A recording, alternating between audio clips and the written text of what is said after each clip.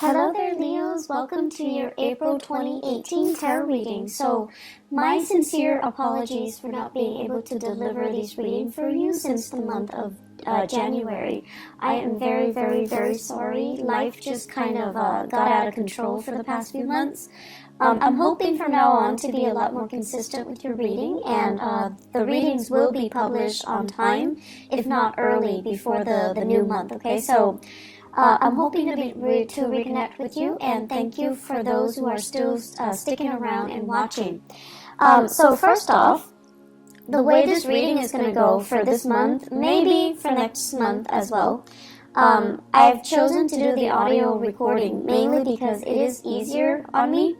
I have to do, 12 of these, and then in the past months I've tried to do a mid-month reading too, so energetically it was very, very, very taxing. It was very tiring to do, and it was also quite time-consuming. So I'm hoping to reduce the time in which I do the general reading, and I'm hoping to find a strategy that works best for me. So this is my compromise here.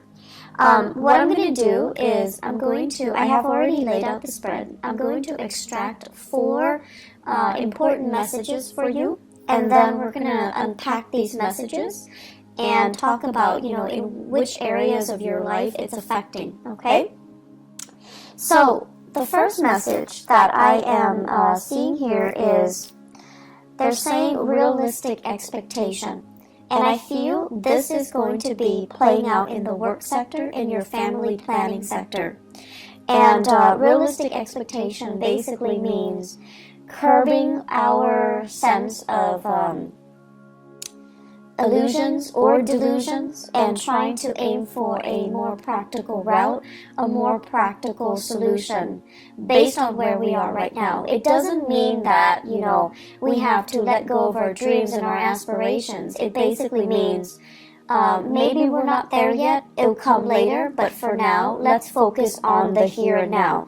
Looking at what's in front of you and narrowing your scope a little bit so that you're able to solve what's in front of you, and then later on, it's sort of like we'll cross that bridge when we get there, okay?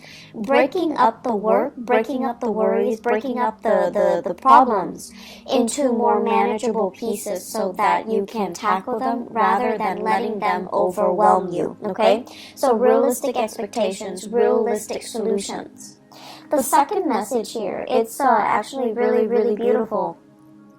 They're saying loving companion. So you have a lot of love, a lot of family support, a lot of people in your midst that you can turn to, that you can, seek that emotional fulfillment from, and it gives you a lot of emotional support.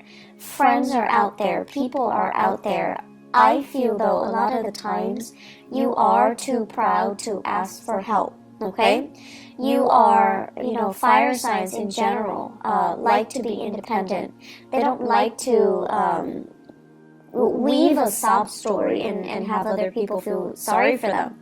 So they're just saying here, there isn't any shame in asking for help.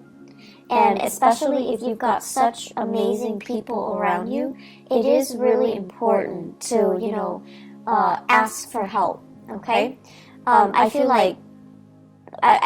like they will be more than happy to assist in any way they can. And I don't feel that you're abusing it or anything like that. So definitely ask for help if you can. The third message here, it's emotional maturation. And this is a really, really good message across the board.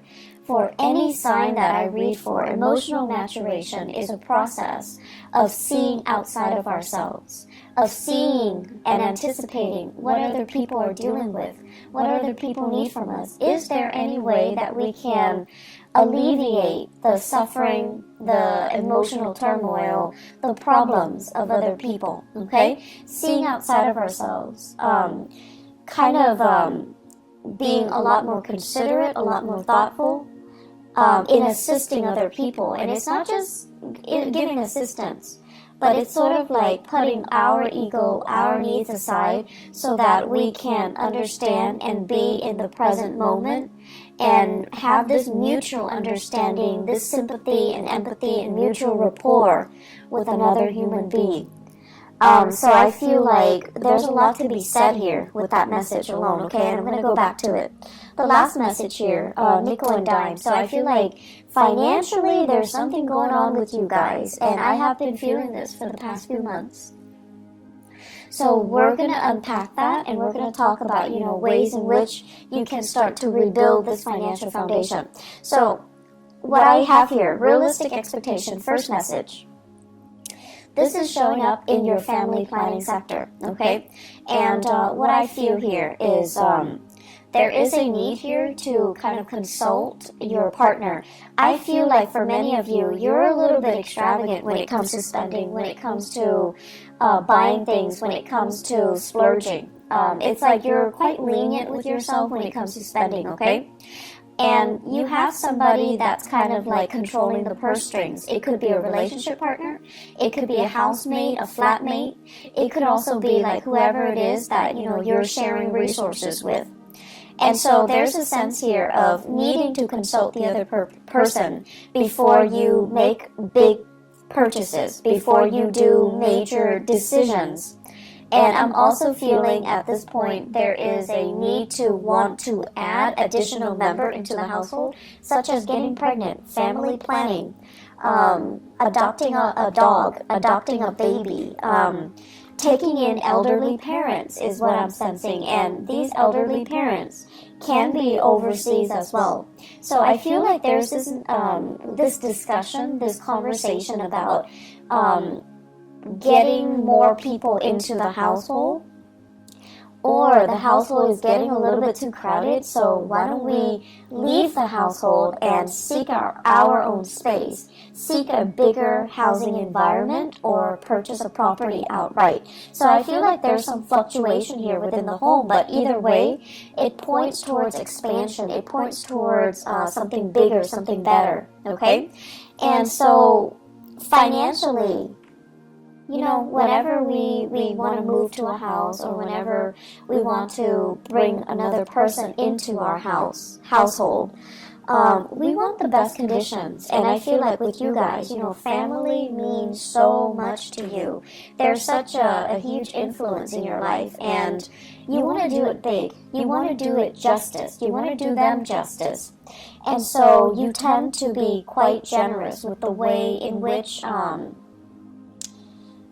you want to, give them that financial resources, or you want to do it big. And I feel like the other person that you're sharing resources with, they're trying to tell you to curb your spending. They're trying to tell you to be conservative, and they're trying to tell you more than anything to be realistic. And I feel like the past few months, since the November timeframe, many of you had to cut corners, you had to skimp, and you didn't like that. You didn't want to have to do those things. And so it's gotten to the point where you're actually sitting down, and you're going to have to, be very realistic here. First of all, with the spending. Second of all, how much am I making right now?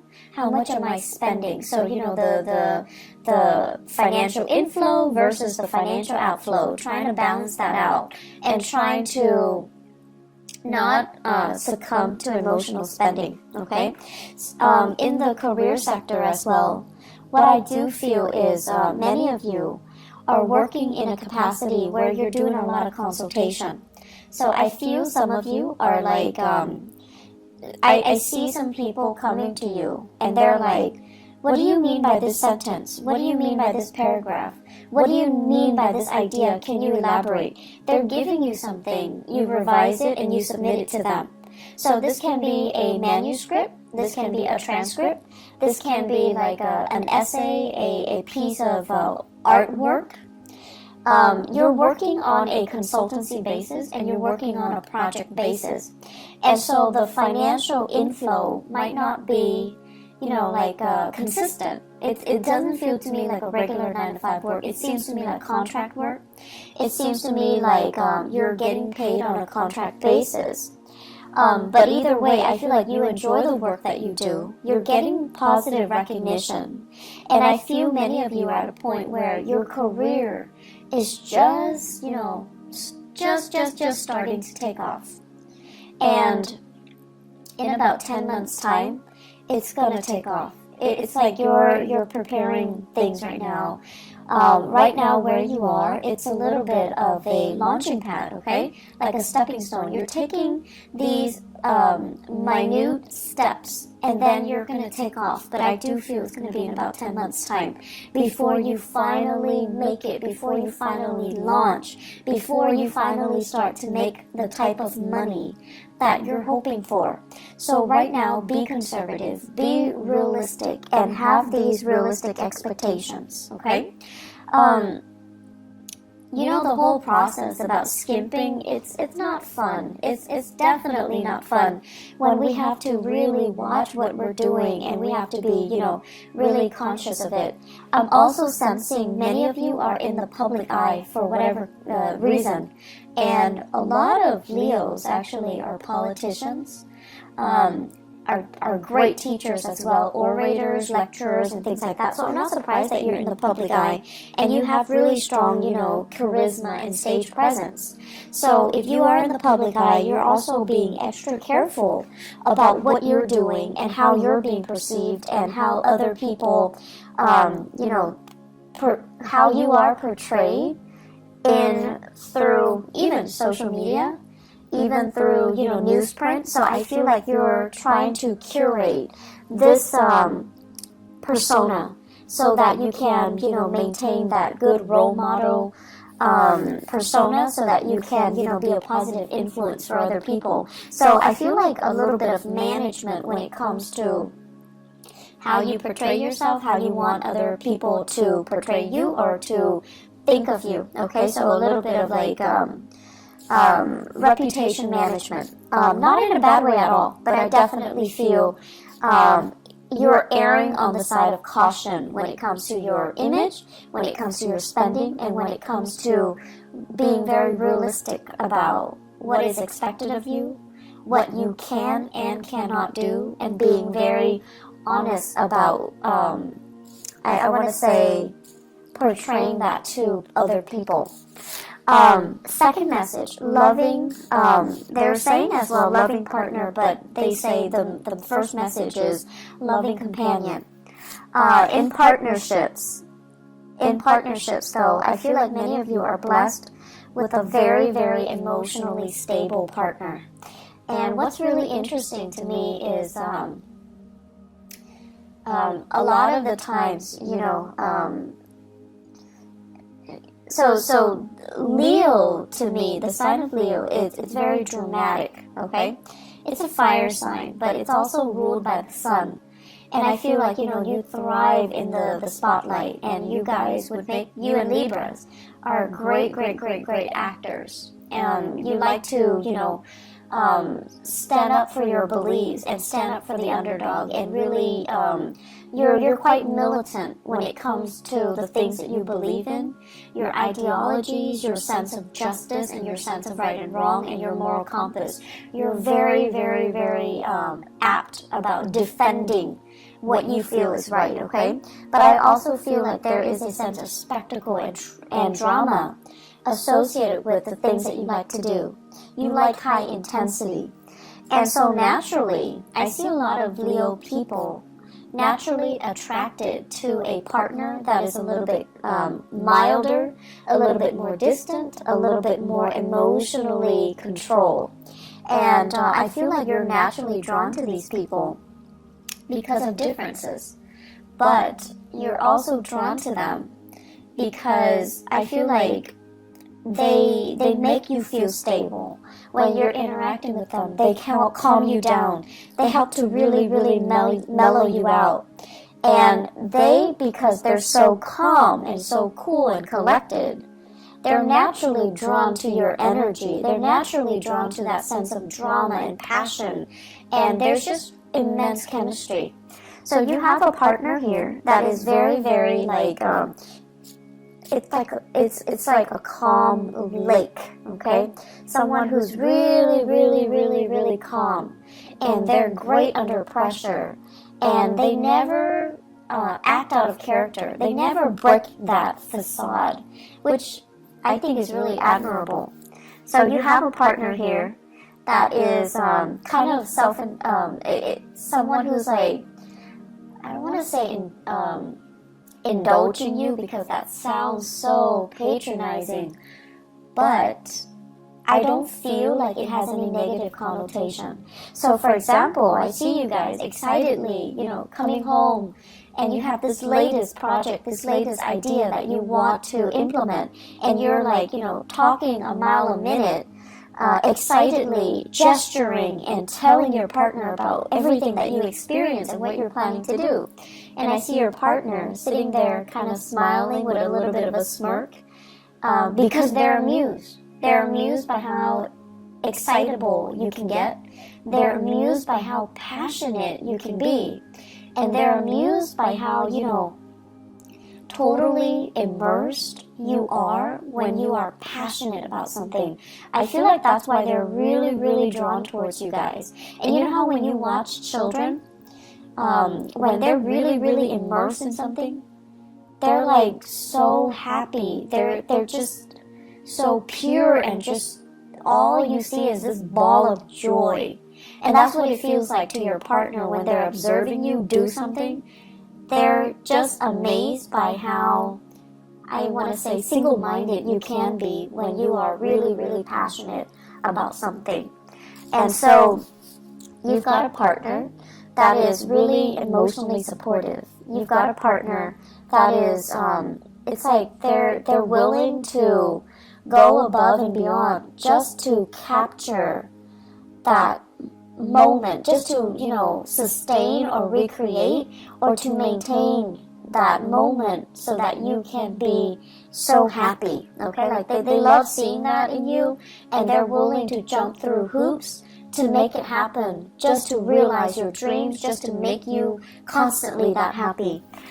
For many of you, I feel here you have a water sign, a Pisces, Cancer, Scorpio. This is a person that is really, really, really grounded. They love you, they support you, and they don't feel threatened at all by your achievement. So, needless to say, I just feel like a good partner should never feel threatened. A good partner should always emotionally support us from behind the scenes if they need to, okay? But some couples, it's really difficult for them to share the spotlight. But I feel with your relationship partner, you've got somebody that is really, really, really willing to get their hands dirty, willing to, like, make it through with you, willing to, go through thick and thin with you. So you've got somebody who is really amazing by your side.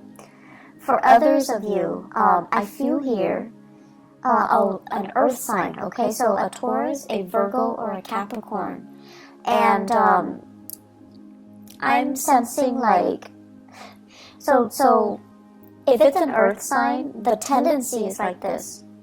You give them all these ideas, and rather than just being quiet, they're going to say like, okay, you can do this, but you're going to need to change these things. So it feels a little bit like they're poking holes in your theory, and you're going to feel like, but this is just the preliminary stages. I'm just thinking about this right now, and this is not the final product. And so you're getting a little bit defensive. But this person, the way that earth signs operate, they show they care by listening to you and giving feedback. That's just the way they are programmed, and that's just the way they operate.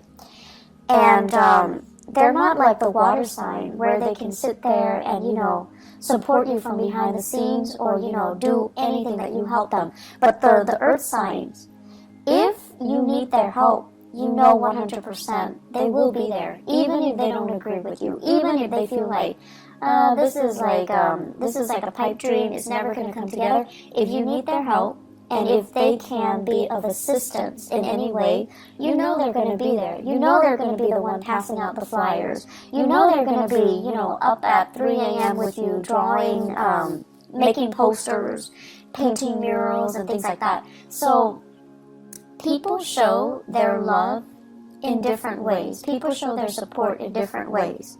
And so just because one person is like listening and they're not doing the actions like the water sign, doesn't mean they don't love you. And just because, you know, the other person is like poking holes in your theory, like the earth sign, they're a little bit more critical, and they need to make sure that you know what you're getting yourself into. Just because they care. That's just the way they care.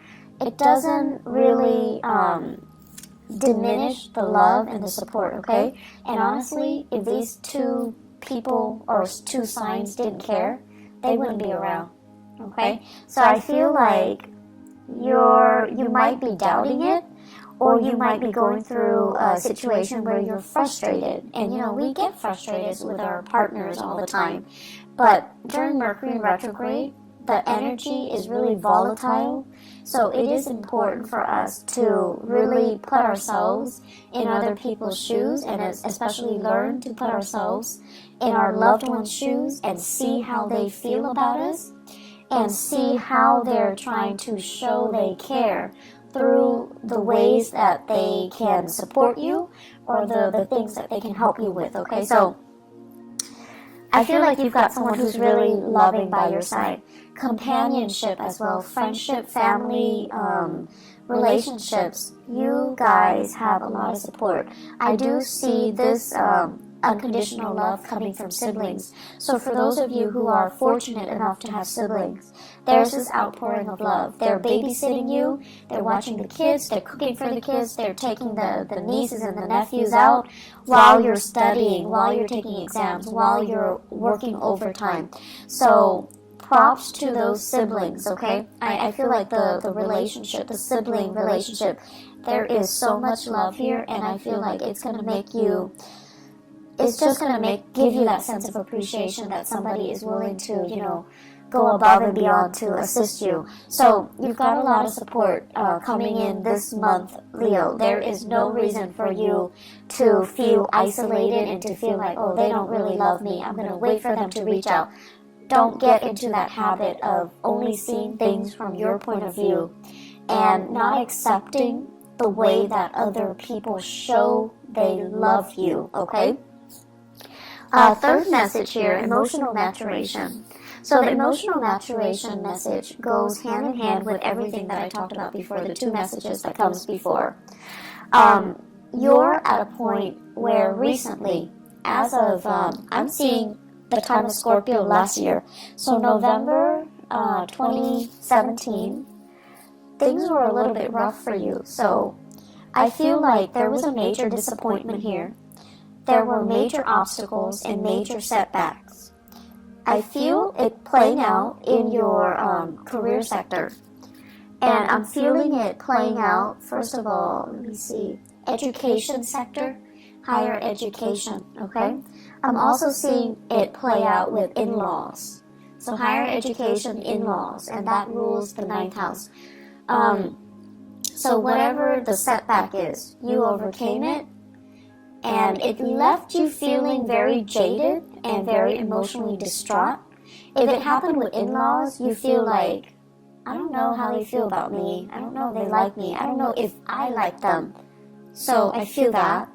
If it happened in the higher education sector, I feel like you feel disillusioned. You feel like, is this the right field? Am I going to be able to get a good job? I've invested so much time. Am I going to be able to, you know, am I still in love with the work? Am I still in love with the profession? Am I still in love with the subject matter to be doing it for the rest of my life? So you have some major dilemmas or even major like turning points in your life when it came to your career and also education, okay? And when it comes to the career sector, it's almost like you had to, I'm seeing here, the work itself shouldn't be physically taxing, but it was very physically taxing. I see you traveling distances, like huge distances. I'm seeing you operating or working on uneven terrain in areas that are like, you know, it's like you have to be the one to create that trail. it's like you're in a virgin land, and there isn't a trail that's already created for you, so you have to blaze that trail. I'm also seeing you carrying a lot of heavy equipment, living in quite, difficult circumstances, camping out, not having access to, clean and comfortable sleeping arrangements. So it's kind of physically difficult, okay? Like it's physically taxing, it's exhausting. So I feel like you were really challenged. And that, all of it, you overcame it. It made you a lot stronger, honestly. It made you a lot more, I feel like, rough around the edges. But it made you a lot stronger. So the emotional maturation basically means, I feel like it can go one of two ways. Because you've been through all of this, through all this hardship, and you came out okay, I feel like you can come out a little bit jaded. And so when people are whining, about, my TV's not working, or like, my water got shut off for 2 hours this morning, you're just like, I can't really sympathize. I had to sleep on the floor for 3 months. I had to sleep in a tent with mud underneath me and the rain just pouring on me. Things like that. You've endured your share of hardship, and now people are telling you about very mundane problems, and you're brushing it off because you can no longer relate. And I feel like that is a little bit of a negative way of incorporating this emotional maturation process, okay? So it's important for us to be appreciative of what we have. And so definitely it's annoying when these people are coming to you and they're whining about things that don't really matter. But it is also really, really important for us not to look down at people and to meet people where they're at. So obviously, whoever that's coming to you, they're kind of spoiled, they're kind of, they haven't really endured hardship, okay, quote unquote hardship. But it doesn't mean that you can just brush them aside, and it doesn't mean that they don't have their own issues, okay? But I feel like you're distancing yourself from those types of people. You're distancing yourself from the really privileged types of people who are whining about really mundane things. I do see emotional detachment coming in for you. And then for others of you, because of this emotional maturation process, because of everything, the hardship that you've had to go through since the November timeframe last year, you're coming out on top. You're coming out a better and a stronger person. You're becoming a little bit more, a lot more considerate. And I almost feel like you want to share your expertise, you want to share your skills, you want to share your best practices with other people. And I feel like you're doing this kind of like of your own volition. So you're seeing somebody struggling and you're like, hey, I was, going through that last year. Let me give these people a few pointers. And then I see you put in a position where you're teaching them, you're guiding them, or you're giving them, pointers as to what they need to do. Okay, so it's actually a really beautiful process because you're sharing your knowledge and you're sharing it in a way where you intuitively know it's going to help them. They're going to be where you were last year. They're going to be in that same spot. And whatever pointers you can give them to really help ease and facilitate that process for them, that's what you're going to do. If people are whining about mundane things, just let them whine. Don't let it get to you, okay? And then whatever capacity you can help people, definitely do so. The final message that I'm going to leave you guys with here is nickel and dime. And the nickel and dime isn't so much about being bankrupt or being, destitute. It's more about foregoing immediate pleasures for long-term gain, okay? So you're really, really, really, really thinking about, I feel many of you the way that you're thinking about money is definitely going to change for the next 10 months. And the way in which I feel like your framework regarding money as a means to an end and not an end in itself. And I know that sounds really cliche, but it needs to be said. Because I feel like there was a lot of money wasted. A lot of money wasted for the past 3 years. And I feel like some of you know exactly what I'm talking about. Money that came really fast, they left your hands really fast. And I also feel as well, let me see, money that you thought was going to be around forever and ever and ever. Money that it's like it's like a bottomless well, okay? You need it, it's there. You need it, it's there. Or the work situation was so prosperous. You worked and there's that paycheck, but something happened. And then the supply of money or the consistency just wasn't, it's no longer here anymore. And so you're really, really thinking about the building blocks for your future wealth and prosperity. You're nickel and diming yourself. You're being very, very cautious about spending. You're being a lot more responsible. And you're obsessively, checking the bank accounts. Some of you are waiting for sources of funding to come in, and it's getting delayed. Okay? And so it's not a good place to be when we count on something and it's not there. But I feel like it's going to clear up for you. Let me see, 1, 2, 3, 4. I want to say like 5 weeks time. 5 weeks time might take us into the May time frame. Okay, so May.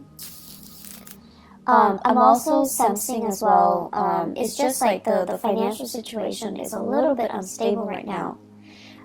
Keep trucking on, keep saving. And I know it's not fun to, have to nickel and dime ourselves and to have to, be super, super conservative. And I feel like the only danger for you guys is you have to do it for so many months before you're just like, F it. And then you splurge and then you go through, periods of like intense spending. So please be careful about that. Home renovation, that's in order. It's going to be wonderful. It's looking really good. I also feel as well, they're saying here, they keep saying, your siblings, you've got amazing siblings, okay? Whatever you think they feel about you, yes, they think you're stubborn. Yes, they think like, oh my gosh, you are such a, like, they're like a bull, like someone who's extremely stubborn, extremely bullish in their ways, or, just like, they won't listen. So it's like you've got your opinions made, you've got your ideas fixed, right?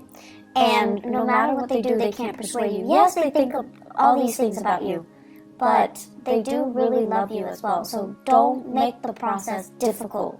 Don't do that to the people that you love.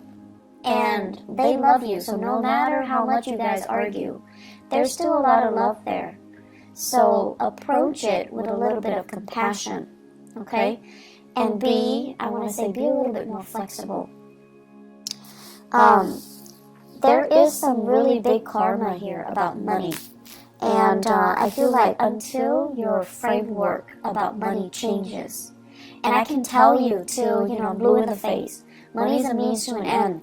Until that light bulb kind of, switches on in your head, until you truly, truly, truly understand what that means.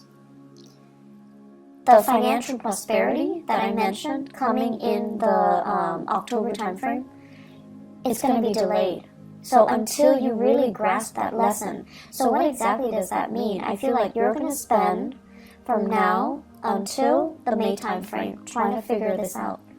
And once you figure it out, lesson learned, there's going to be huge prosperity coming in the later part of the year, okay? you have some really important things that needs to be worked through and needs to be experienced during this Mercury retrograde cycle. So I'm sensing here that, learning to get your financial affairs in order, having a game plan for yourself, start saving and start rethinking about, how you see money and how you think about financial foundation and financial prosperity. That's going to be really important, okay? So Leos, I wish you all the best, and I'll be back for next month's reading, okay? Take care of yourself and enjoy the rest of this month. Bye-bye.